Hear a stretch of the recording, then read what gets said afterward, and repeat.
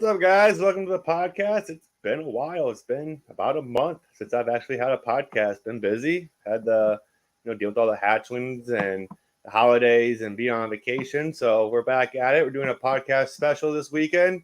We got this podcast today. We got one tomorrow at 2 p.m. And we're gonna do like a panel type thing. Yeah. Welcome, Casey. How you doing, Casey? Hey, pretty good. Good. How's your weekend going, man? That's all right. I mean, I guess it's really just getting started over here, but yeah, I'm getting excited for that and getting ready for the Daytona show coming up in a couple weeks. That's really like the next reptile thing that I'm super excited about. Oh, gotcha. Yeah, that'd be pretty. That's pretty exciting. They got the Chicago one, the other one, the Schimberg one or whatever it's called. Yeah, Schaumburg, which I went to that a couple years ago. It was a nice show. The nicest hotel I've ever been to with the reptile show in it. Oh, for sure. Yeah, I just ordered the Animal Plastics, I think it is, the 3-tier display case. Have you seen those ones? They have the LED lights in them, and you can customize them so you can have like your company or like your brand on engraved in it too and stuff. It's supposed to be really nice.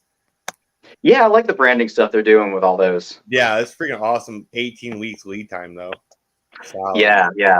So I'm gonna have it. I'll be vending. They're having a show up in Detroit. They have a big expo up there. They just started, so that'll be my first big expo besides the local ones around here. So that will be fun.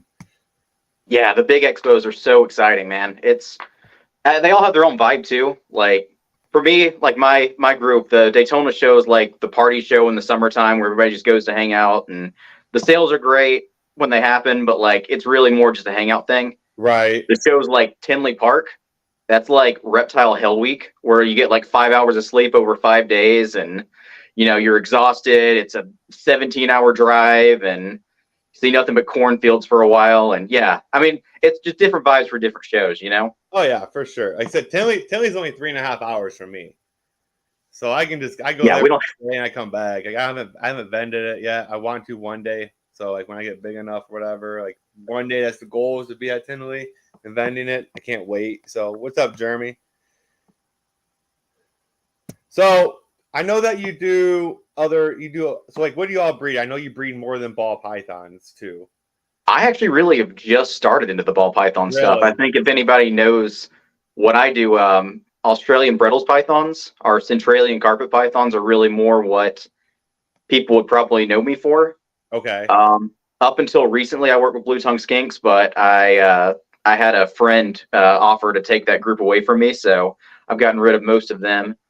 I've got some like southwestern American colubrid stuff, Sonoran gopher snakes, things like that.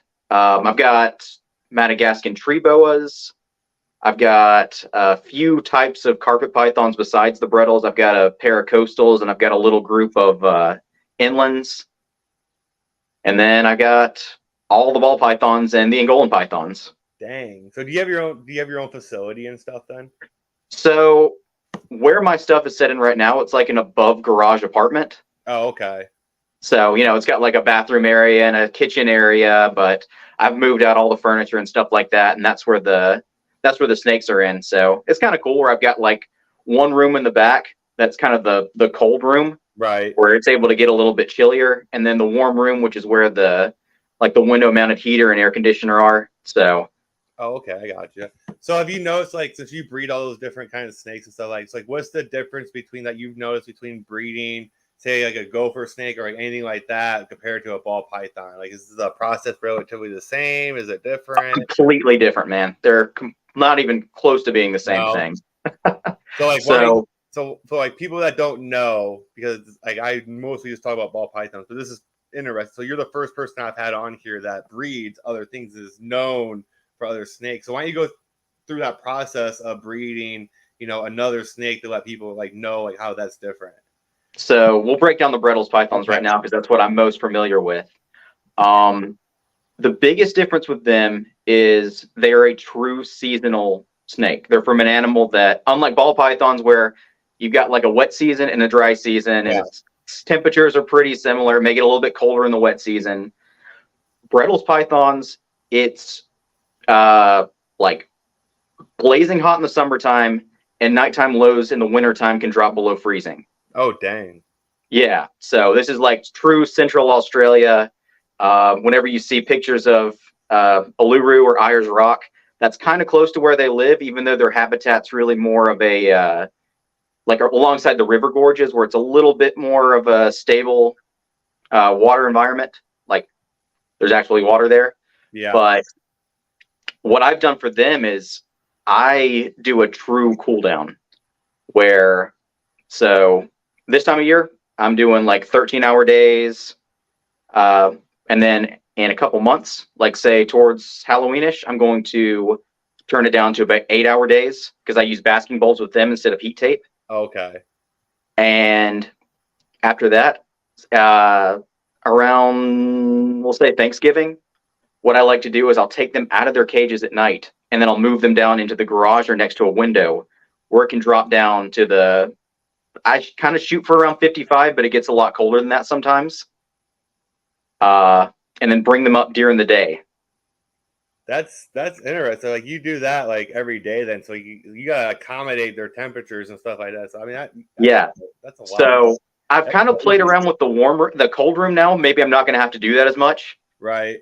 But see, that's the thing is when most people hear python, they think of something that is a true tropical animal that's not going to experience a lot of cold temperatures, right? Right. Brettles, if you try to keep a Brettles like a normal python, you'll get some success. Maybe like every third year you'll get a clutch of eggs. You know, half of them are fertile. But if you really start to cool them down at nighttime and let them warm up during the day, that's when they start getting way more consistent in their egg production. That's interesting. That's cool. I didn't know anything like that. That's awesome, man. See, I learn something new every day. Yeah. So it's kind of crazy where, you know, you show pictures of where they're at and then they're like, wait, why are people wearing jackets? Like, yeah, well, it's the daytime high there may be 70, you know, and you start hearing like, okay, if a ball python drops below 70 for a week, it's going to get sick. Right. Yeah, for sure. Yeah, that's cool, man. That's awesome.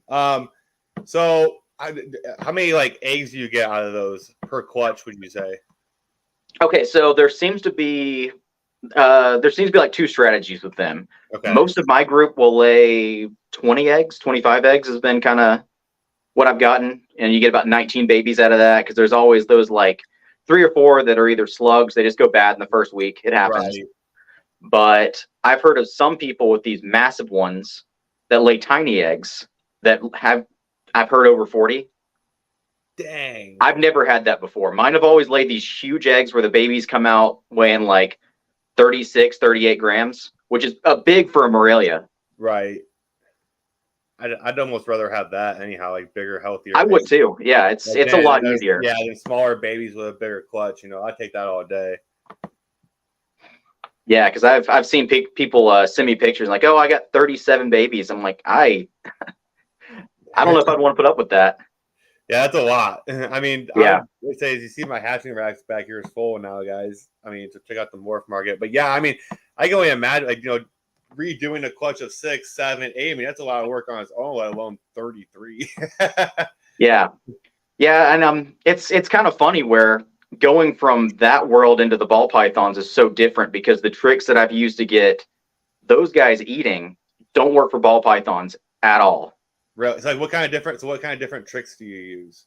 So the initial step is kind of the same way with the ball pythons with the Brettles, where I'll throw in like a live big fuzzy for their first meal and just leave it overnight. Right. And most of the time they'll take that.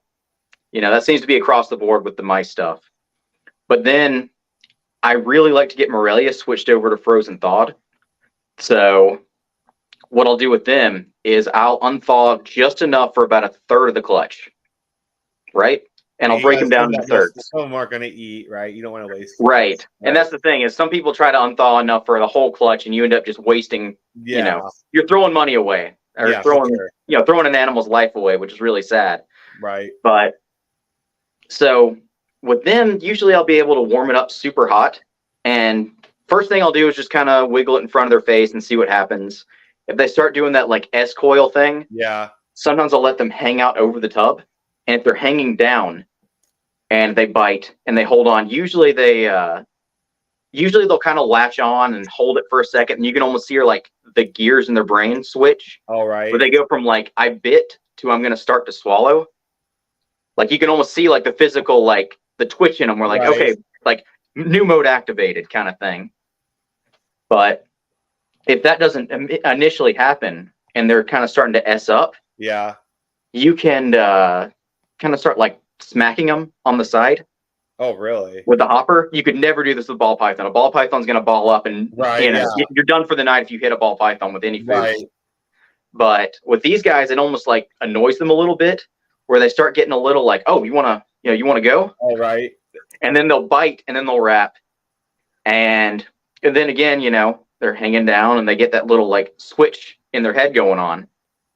So I do that. So 5 days later, I'll try it with the next group that hasn't eaten.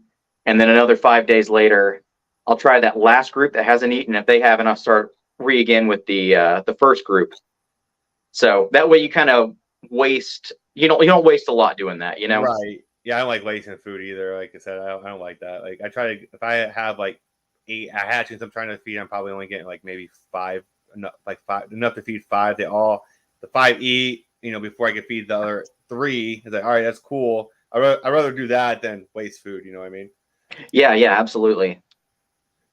Oh, so by the way, I'm glad that Stan said this. I want to bring this up too. Have you seen the new Lacey Act that's coming out now?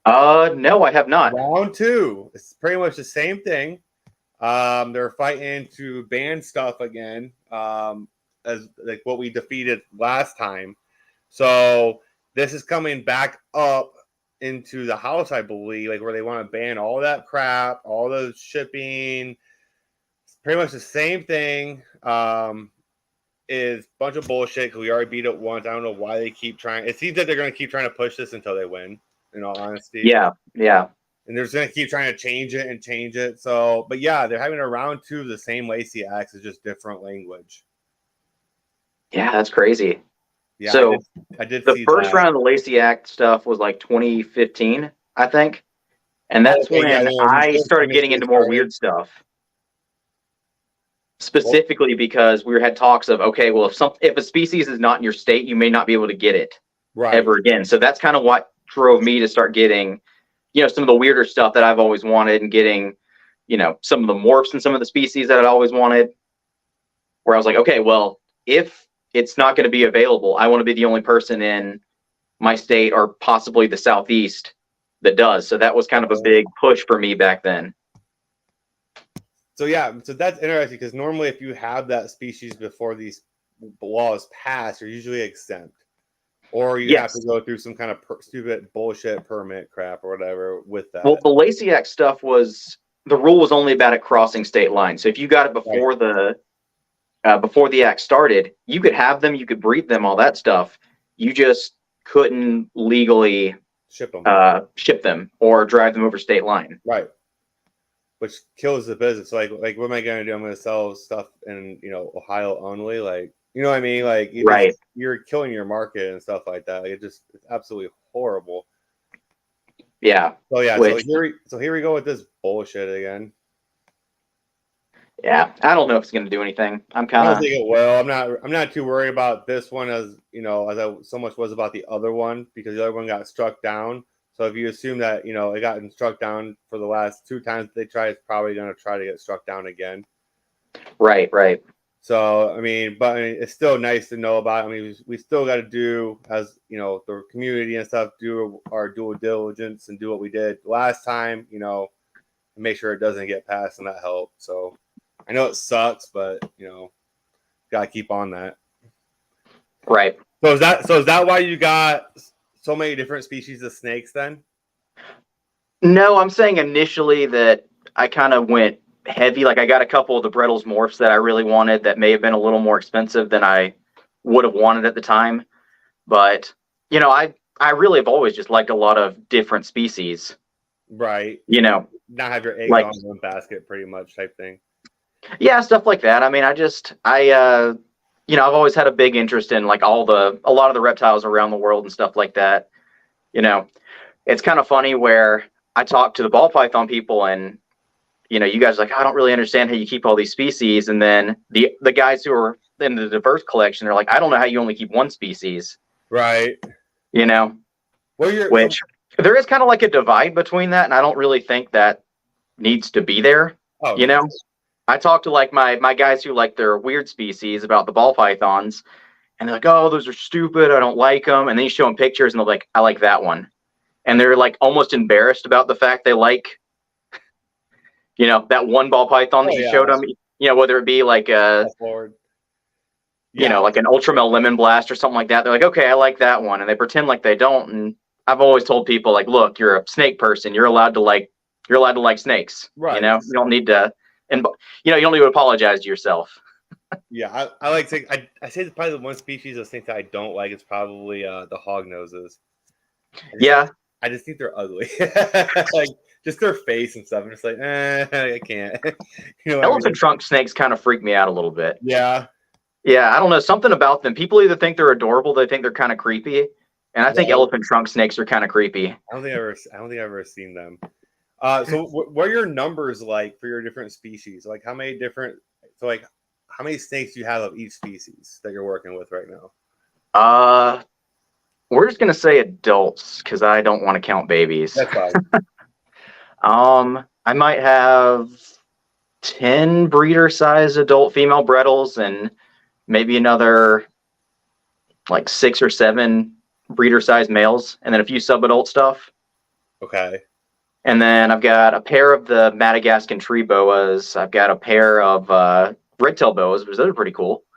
I've got, I think, 1.3 of the Sonoran gopher snakes, and I don't actually know. I maybe have like 25 ball pythons. I don't have a huge group of ball pythons. And then Angolans, I've got 1.5, I think, and I'm trying to wait for another bloodline to come in before I get another male of those. Oh, gotcha. So, as most of you guys know, I did get the hypo puzzle off of Casey. So Casey did give me the hypo puzzle. So what was that pairing? It was a double het, wasn't it? No, so it was a male visual puzzle het hypo to a Mojave het hypo het puzzle. Oh, okay. Now, was that your only visual that you hit?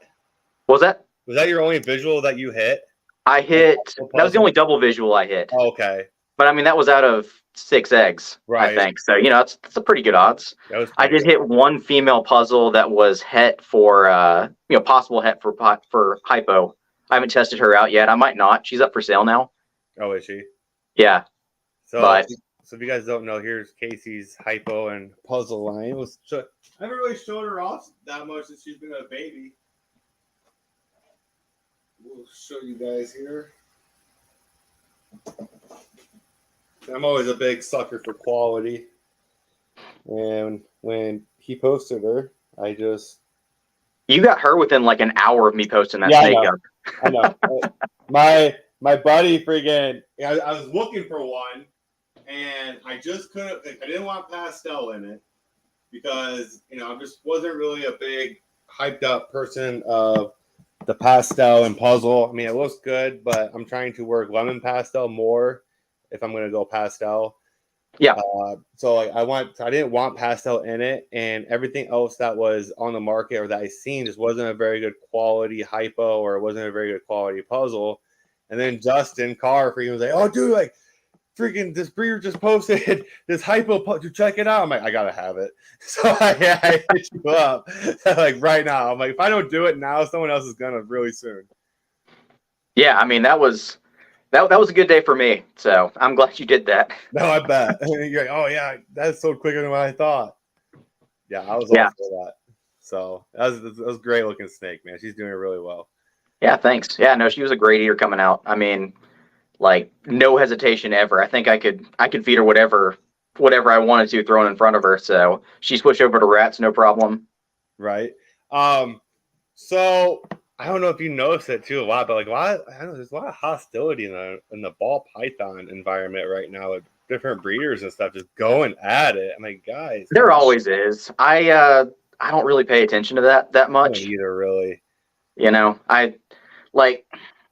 that reptile people love drama. We really do. Like we pretend Right. like we pretend like we don't, but reptile people are some of the most dramatic people in the world. So Right. Are you going to Tinley in October? maybe I haven't decided yet. Uh, I'm like I said, I'm definitely going to Daytona in the next couple weeks. Tinley may depend on. I'm in grad school right now, Okay. so it would depend on some of that, and also depend on the group I normally go with. So Do you have a full yeah, time job too? yeah. Well, it's a little slow right now, but I'm starting to pick up. I do like a little bit of tutoring, so I do like chemistry, science tutoring. So I'm about to start really posting up ads for that. Oh, okay. That's You know, nice. when the Yeah. school year picks back up. So Right. Yeah. I do the crappy. I do 54 hours and 5 days at the factory work and do all the snakes and rats too on top of it. okay, I'm busy. yeah, yeah, Being in a hot factory all day is not fun. yeah. But I worked over at Canova's rat facility for a little while to help them out. They're really close to me. So I've been over there. I was over there 2 years ago. I know Carr's still a VIP over there. He's gonna take me as his plus one, so I can go back because okay. I had to unsubscribe from his VIP car or Canova's, unfortunately, because that's when I blew my knee out. hmm I couldn't afford the $100 anymore because I wasn't getting paid. I was out of work for like 3 months. I had surgery and all that last hmm year, and I haven't been able to get back into it. So he's just gonna I'm like, oh, just take me as your plus one. We'll just go back down there. So I'm hoping to go back down. I'm hoping to be back down there in November and stuff. So Okay. that'd be fun. Maybe Yeah, I'll that's stop. like 25 minutes away from me. Oh, that's it. Yeah, like Maybe, yeah, maybe it's I'll come nothing. say, maybe I'll stop in and come say hi to you. Okay, I'm gonna make sure everything's really clean before I start letting people in to show up. I want to be able to like show the place off, you Right. know, to where people can come in and like film a little bit and stuff like that. So I'm getting it to the point where I could do that, but I'm not 100% there yet. You know, none of Right. the things are like disgusting or anything. It's just I want it to be, you know, really good for videos. Oh yeah, for sure. For sure. I don't blame you. I don't blame you one bit, man. I'm Yeah. hoping I'm so like how many do you have any clutches in the incubator right now? So this year, what I've done is I've actually loaned out a couple of like my higher end males Oh, okay. to a couple of friends. So there are some really good clutches in the incubator. Uh, I guess I'll go ahead and say one, even though he's told me not to because he's superstitious. But there's a Krypton Ultramel Het Pied male, which is like one of my like crown jewel males that's gone to a true MJ Lightning Pied female, and there's eggs from that. That'd be badass. Yeah, so the Ultra Snow stuff is like one of my favorite ball python projects. Right. So I'm really curious to see what the MJ Xanthic does with the Ultramel stuff because I've seen the VPI Xanthic, which is my favorite version of the Ultra Snow stuff. And then Okay. I've seen the TSK version, which in my opinion doesn't look as good as the VPI. See, But I got a clutch in the incubator right now. I'm about 20 days away. I'm hoping I hit the odds. It's gonna be incredible. I got a 3% chance of hitting this. So it's a leopard double het BPI clown to our normal double het. I'm hoping okay. I can hit a leopard BPI clown or even a VPI clown. I'd be so happy. Yeah, yeah, yeah. I've got a couple of VPI Het Clown girls that I'm raising up that one is she's ready to go. She was a little bit of a fussy feeder, but once I figured out what she wanted to eat and how she wanted to eat it, she's been like rocking with that. This year I bred her with a I really like the Krypton stuff in case I did you're gonna too. catch on with that a little bit. I like it too. Krypton, Desert Ghost, Chocolate Inchy Lesser. Ooh. That's So trying to go for some Clown and Krypton double het, double het, right. Desert Ghost, and VPI Xanthic So I stuff. bred. Yeah. So So I bred the DG Fire Spot Nose Pin, the 66% het hypo, 50% het cryptic to the vanilla clown. She never went. I was like, man. I was like, man. I was hoping to try to prove out that cryptic too to get some kryptons, that were Het DG and with all these other codoms in it and stuff like that. But she didn't go this year, so hopefully she retains sperm. I don't think I'm just gonna do that same pairing again here in a little bit, see what happens. Because I was pairing a super lemon pasta, a super vanilla girl. I was pairing her with another male this year, and then she went and she retamed sperm from last year. Like, of course. So we're gonna try to. I think it's probably one of the bigger things I learned this year because it's my second. I'm at this. It's like year one, I had one clutch, practice clutch. It's the only one that went. Year two, which is this year, I think I'm at 7 or 8 clutches this year. So I've learned a lot of like, don't fucking put dual males in there because it's hard to tell sometimes, especially like when some of them have the same genes and you're trying to make heads. Yeah. And like with retaining sperm and stuff like that, it's like I learned that to be a big no. I didn't want to do it anyhow, but what ended up happening was I had a couple males that were ready. My powerhouse males were not. And then when my powerhouse males figured it out and they were locking consistently, and it only took 2 locks for the non-powerhouse males to get them. Okay. Yeah, so it was just one of those. Yeah. I mean, I still got some really crazy stuff, but like I was just trying to make my heads and my double heads and just crap, Yeah. I mean, I'm kind of, a lot of my projects with the ball python stuff are kind of banking on the genetic testing. Okay. I've like got a whole bunch of like little systems and stuff worked out with that where I can go for like triple recessive stuff that I can skip an entire generation of trying to prove stuff out with them because you can test out the pos hets and stuff like that. So it's only going to get better too. Yes, once the VPI, I really need to start getting some het VPI xanthic stuff because that test is coming up.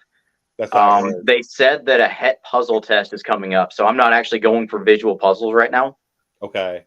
I'm going so Black Axanthic Ghost is another favorite project of mine. I like Black Axanthic. Yeah, it's my so I like all the Axanthic lines for different things. I like the VPI Axanthic stuff because it browns out. Everybody likes it nobody likes it because it browns out. Right. But for Ultramel stuff, once the brownout happens on top of Ultramel, you get these like khaki and peach colors coming in. Oh, really? On the Ultra Snow. Yeah, they look amazing. But I like the Black Axanthic Ghost stuff because they don't brown out. Right? It's not black and white, it's silver and black. But it's more of a true line of Axanthic. Yes, Black Axanthic Ghost Adult looks like what you would expect an Axanthic ball python to look like. Right. Because they're normally brown and stuff like that. So as I was like, but I mean, especially like in clowns, clowns brown out in general. Yeah. So what I was saying though with that is I've got several double het puzzle hypo stuff from my hypo puzzle project. I'm throwing the Black Axanthic Ghost in with them, and then I'm going to try to test them out for who's het puzzle to hold back later. Be nice. I mean, you can kind of tell anyhow because like the puzzles kind of throw a het marker. Like they kind of do. They kind of do. Pattern up and stuff. I have that 66% het puzzle, and I think she's going to prove puzzle why, but just because the way her pattern is, like she's leopard, but it's not a normal leopard pattern, like, where it's almost like puzzle-like ish. You know what I mean? Like it kind of throws a het marker on it. Yeah, I think it does. Where I was actually a little confused when I first did that visual puzzle, and the pos het stuff, or the full het stuff. I had 1 or 2 males in that clutch where I was like, "Are you like I can't tell if you're a really high expression het or if you're a really low expression visual." Right. You kind of got to play that game a little bit, and like you look at the side patterns, and they don't really have the puzzle side pattern stuff. So I'm like, you're just a het. And then I asked around, and everybody said, "Yeah, no, it's just a really." Like that's a really just clear het. Yeah, that's why that's where your quality and your mom and dad it helps with identify like if it's a visual or not because like the quality is like night and day between a visual and a het. You know what I mean? Yeah. So I was a little murky on that one, but that's also especially with one that was a Mojave. Where I was like, I don't think you're a Mojave puzzle, but maybe. And no, it clearly wasn't. Sometimes you just never know. It makes it hard. Like I was like, I didn't realize how hard it was too. Like this was my actual first year having to sit down and actually ID stuff. Like Yes. with like last year the one clutch was simple. It was either a Bell, a Mojave, a banana Mojave, or a banana, and it was pretty easy to ID that. Now, like I think my hardest clutch this year, the ID was the Blackhead Enchi DHI Yellow Belly to the what was it, Pastavi Sugar Nanny. Like I had some crazy shit. Like it was just like, what the heck? I wasn't even expecting this. Yeah, no. Once you start mixing in so many genes that kind of do the same thing, it gets super confusing. Like my business partner sent me down a bunch of clowns that were possible spot nose, possible yellow belly, possible heterodizanthic, lesser pastel clown stuff. And IDing those things it's so hard to do, man. Right. Yeah, well, Where spider puzzles, they look cool, but yeah, he ain't wrong. Have you seen that picture of that spider puzzle? no. I wouldn't want to try to ID those. Well, No. It was. I mean, it's so that was a tough question to ID. I'm like, I was watching his pictures and stuff. I'm like, good luck. Yeah. Like, damn. And what we found out with clown stuff is HRA, spot nose, and yellow belly all kind of do similar things. So it's really hard sometimes to tell if something's a spot nose HRA with yellow belly, or if it's an HRA yellow belly with spot nose. Especially when you get like pastel where it whacks out the head patterns. Oh yeah, that's why it's so hard to do. So I've got some stuff for sale where I put them down as POS and then I just took that off. And if somebody wants to buy it, I'll just be like, hey man, there's like a 50-50. This is a spot nose too. I just have no idea. Right. And if it does, if it proves out to you, like, awesome, I'm happy for you. You know what I mean? Yeah. Which, I mean, it sucks that you kind of have to do that. But at the same time, you got to be honest. Yeah. Like, I don't know what this is. I'm like 60% sure that's what it is, but what's that worth? Right. Yeah. You just don't know until you breed it, or unless you got the the shed testing. If they got that shed testing, I mean, you can do that. But good luck. Which still, like, breed it out. I hope it works out for you, pretty much. Yeah, and I mean the shed testing is going to be great for recessive stuff, but even then, like until the prices come down, like it's kind of not worth it to do to some random males, No, especially with just like testing for yellow belly or like the other, it's still $65. So like that's rough. Yeah, like that's rough. Yeah. So what have you learned? Like how long? Let's see here. Like so throughout the years and stuff. Like what have you learned breeding? What could you change? What would you change that would be different from like what you were doing before? And like, yeah, we'll do with that for now. That's a lot. I'd say a big thing I've learned, because I've been breeding snakes for about 8 years now. Ball pythons is really like my second or third year. I don't actually remember. But a big thing I think I would tell my past self is don't jump head first into a new project if you haven't done it before. Right. Like when I first got into blue tongue skinks were my biggest example for that, right? I thought they were going to be a carpet python with legs as far as care goes. Okay. They're going to need the same temperature requirements, care. I mean, of course, different food and stuff like that. And man, I bred them once, but the amount of like time, effort, energy, money, blood, sweat, tears that I poured into my blue tongue skink projects that just blew up in my face compared to the success I got from those things. It's just, if I just started with just a pair, instead of just going like balls to the wall hardcore into these things, I think I would have realized that pretty quick and not, built up a big group of them. Yeah, that makes sense. Yeah. Makes sense. Well, so I think. Go ahead. Yeah, but I mean, you got like little, like personal skills too. I've picked up like basic electrical work from Reptiles. You get pretty good at building your own caging. If you start trying to do that, you get pretty good at going to the hardware store and saying, okay, well, I've got this problem right here. If I go buy egg crate here, twine here, this kind of gardening fence, that kind of stuff, I can kind of rig up exactly what I need for not a whole lot of money that ends up being better than the stuff I buy at a pet store. I mean, sometimes cheaper is not. I mean, sometimes cheaper is better. Yeah.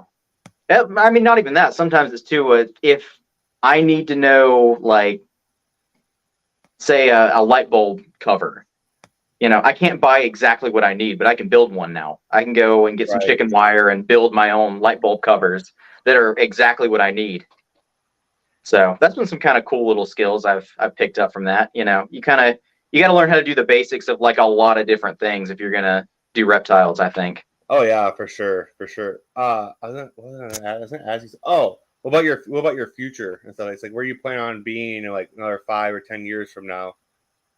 Um, I mean, really, I'm gonna expand out on a couple of the ball python stuff. I've built a lot of projects that are foundation for future stuff there. I'm never going to give up the Brettles Python stuff. I think even if I got completely out of snakes, I'd still have one or two of those floating around. Um, I'm building up my group of Angolan pythons, which they're kind of a slower growing, Yeah. like slow maturing species. So I've kind of been building the foundation for like a really genetic diversity is super important for me Oh for some of yeah, these for rare sure. species. Where you got a few of these things where only a few pairs came in. And if you look at like the lineage chart of them, it's a family ladder, not a family tree. Oh So it's been really important to me to figure out, like with the Angolan pythons, I'm going to get, all my females from the U.S. bloodline stock because there's Houston Zoo, Casey Lazick, I think Riverbanks too. But then there's some stuff right now that's coming in from Germany. And then there's a few other things that were coming in from South Africa. And the South African stuff I know for a fact isn't related. So that's where I'm getting my males from to build up that group to eventually get like one of the more genetically diverse groups of Angolan pythons in the US. oh, that's nice. That's awesome. I know. So we were talking backstage too. You said you had a group of snakes coming in. You want to talk about that? Yeah. So my business partner is Don Patterson up in British Columbia, and he and I send stuff back and forth a good bit. So we've got CITES paperwork in the works right now. So I may even be able to get this box before Daytona, Ooh, there you go. where he can send me 2 clutches of Angolan pythons. And he hasn't told me exactly what kind of clowns they are, but I think there's about 25 different clown combos coming down too. So That's a big package, man. that's a big package. That's a big package. That's a huge package.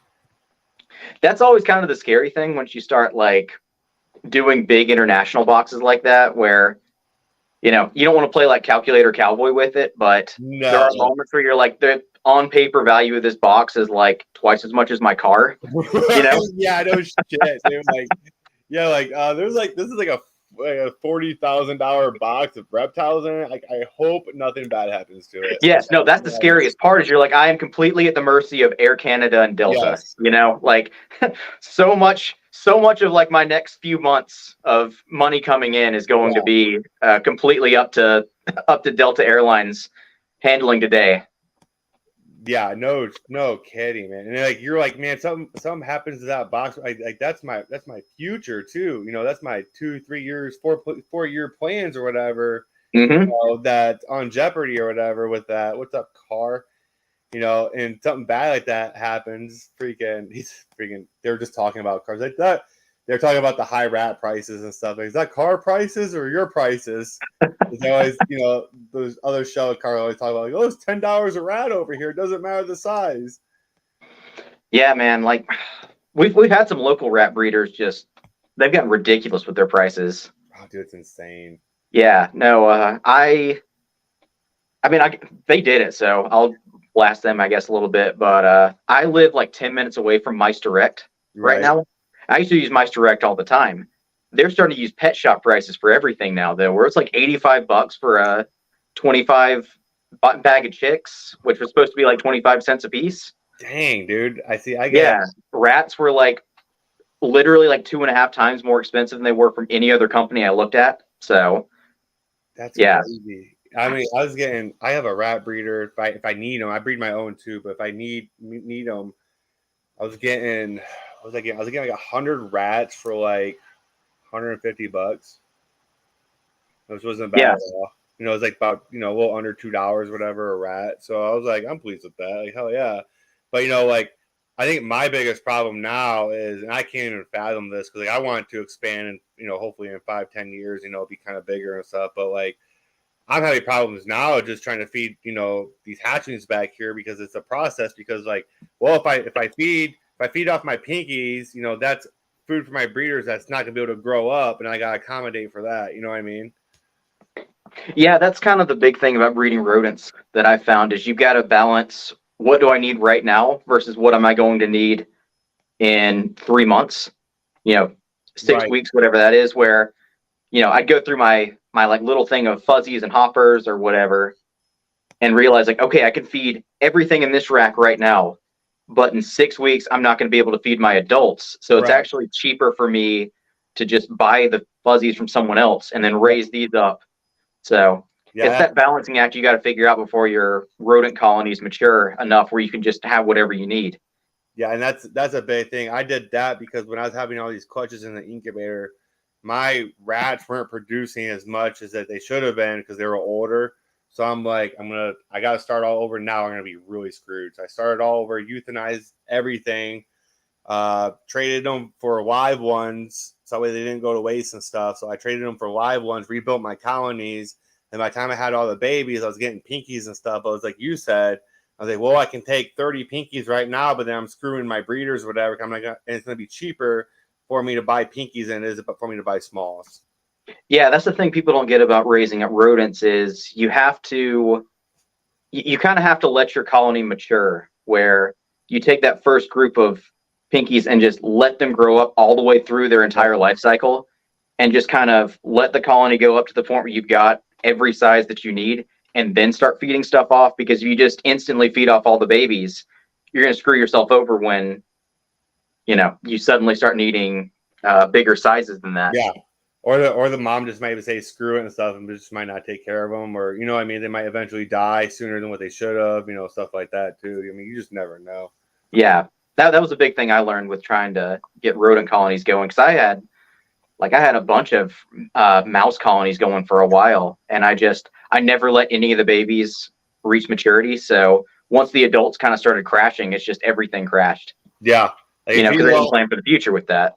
Yeah, it gets hard too. Cause like you gotta sit there and feed, but you gotta sit there like, okay, like I probably should retire this colony and then like hold these babies back, and you know what I mean. Like it's the same thing with ball pythons and stuff, like with the holdbacks and stuff like that. I mean, it's crazy. Like it's so much work in this stuff, or you just don't see behind the scenes and stuff what breeders do. Yeah, it's a science. And I mean, oh yeah, the science of it all, like that, and I mean, rodent breeding can take over your life pretty quick. I mean, rodent breeding is way harder than free. I spend way more time taking hard and dirty work, man. It's yeah. I spent because I did the full-time rat barn thing for a while. Not a whole year, but by the time it was over, man, I was like, this might be the worst job on the planet. Like, I don't think that there is a worse job than working a huge industrial-sized rat barn for 12 hours a day. It's just there's nothing worse than it. Was that the one that Canova uses? Yes, yeah. Mouse barn or whatever, that mice. I was in that, dude. That thing was massive. Yeah, I cleaned that thing out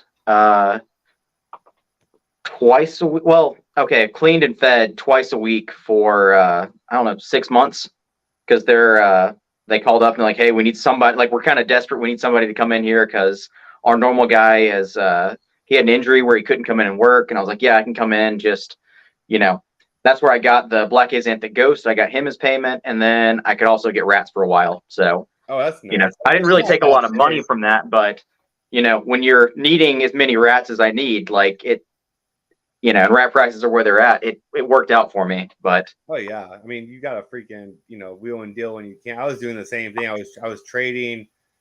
What was I trading for back in the? I was trading something. I don't remember what it was for rats and stuff like that. It was just like a base. I think I traded like a snake or so. Or yeah, I think it was one of those Mojaves, those single G Mojaves I traded for some rats and stuff because the value on it was the same. $100, $150. I just did that in rats. I need the rats, man. Like, Yeah, I get it. It's working. That industrial size, facility they had. Oh my god, I was like, when I was there, like I couldn't imagine cleaning this. There ain't no way. Yeah, no, I mean that's when guys start getting to the point where they need employees and stuff like that, and it's Yep. then you need to get, he's done a great job getting pretty much the best team you can get for all that stuff. So Oh yeah. I don't think I could do it. Like that was a big realization I had when I was over there because I kind of realized like, man, I don't want to do this is kind of what I realized Right. part of the way through it. Like I don't want to have the giant facility full of the rats and full of the ball pythons and that stuff. Like I used to think that's what I wanted to do, like full time. I thought that was like this is end goal. And after doing it for a little while, I was like, I don't really want to do it, and the other one is I don't really know if I could. So, hats off to them. It's great, but you gotta know what you want in life too. Right. I think if I didn't have the full-time job, if I was making like what I could make at the factory or whatever, if I could just do that full time, like the rodents or the rats or the girl, I think I'd be okay with doing it. You know what I mean? Like it'd be something that Yeah, I kind of enjoy. Like I enjoy.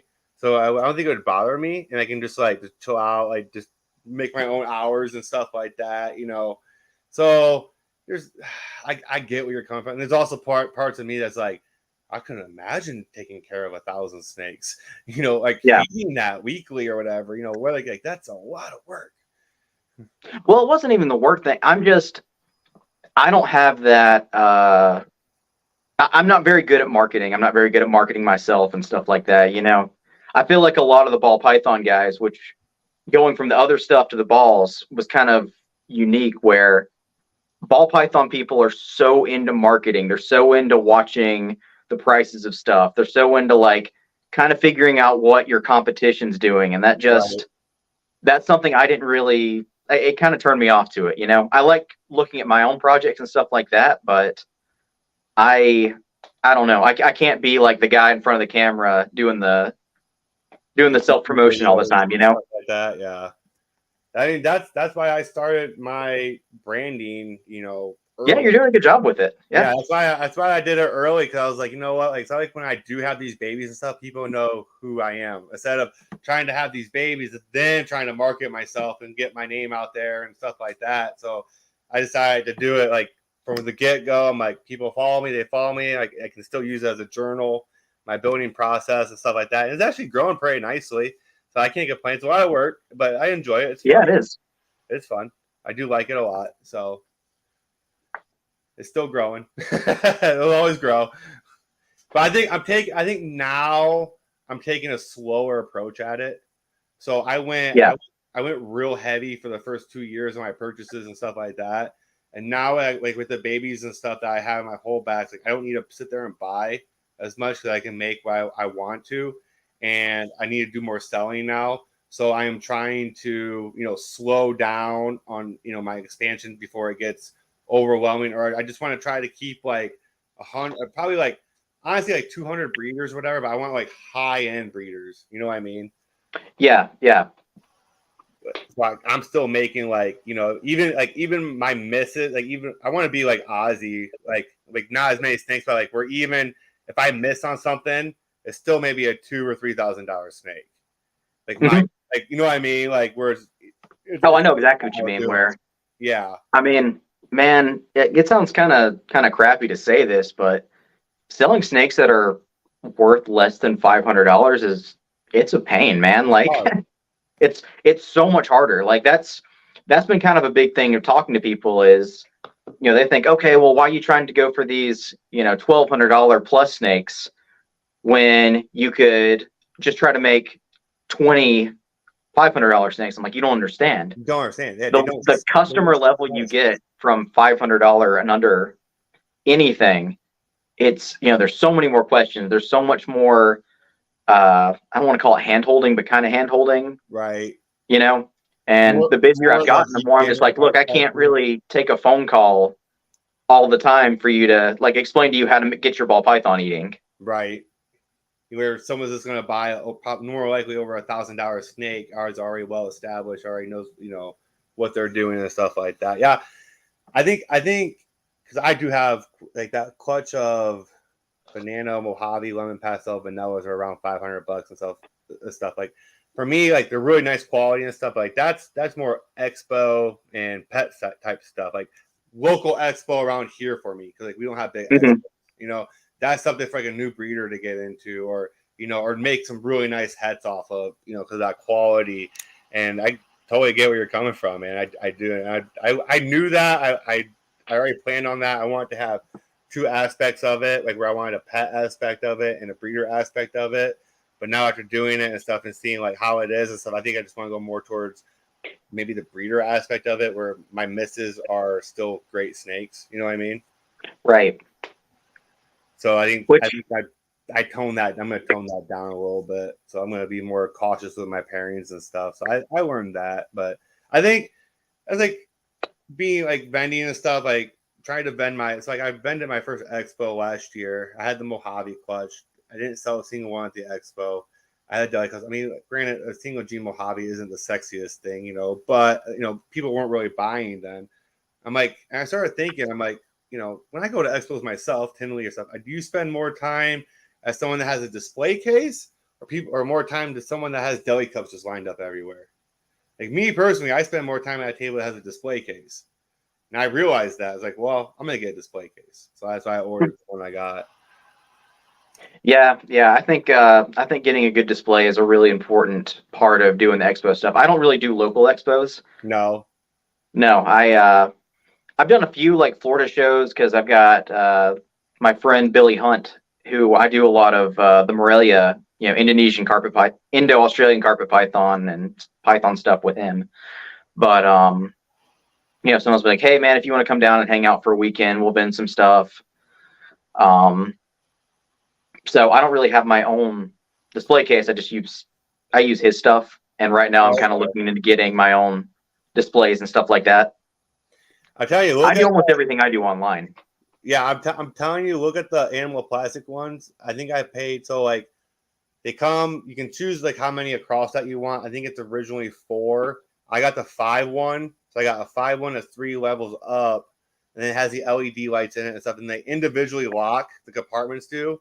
So you don't got to sit there. I've seen one thing where you got to sit there and unlock it, but you're unlocking that whole row.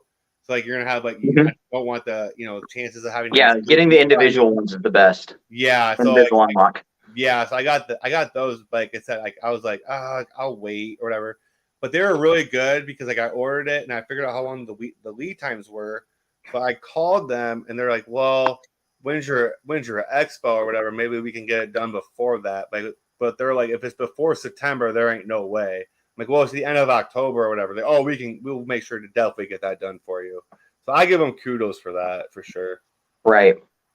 So that was a big relief because like I'm working on ordering the tablecloths and the backdrop and all that stuff. So I didn't have that before, but we're going that route now.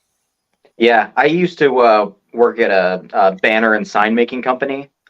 So for a little while, that was kind of a little like personal side gig I had where I just make people their background displays and stuff like that, and I deliver them to expos and things like that. Yeah, for sure. I said that's nice. Those backdrops and stuff are nice. I see some really cool ones that people have at expos and stuff like that. I'm like, I need to get me one of those. Mm-hmm. So they're expensive though. They are pricey. Yeah, that was kind of I could do like friends prices and stuff like that. So it was pretty good back when I was there. Yeah, for sure, man, for sure. So, well, I'm about at the hour mark, and I gotta finish doing up some things around the house and stuff, and with the snakes and stuff. So, I appreciate coming on the podcast, Casey. Yeah, of course. Yeah, I had a good time. So, make sure you guys check out the one tomorrow at 2 p.m. as well. We got 2 more breeders coming on tomorrow, so hope to see you guys then. Have a good weekend, Casey, and everyone else. Thank you for watching.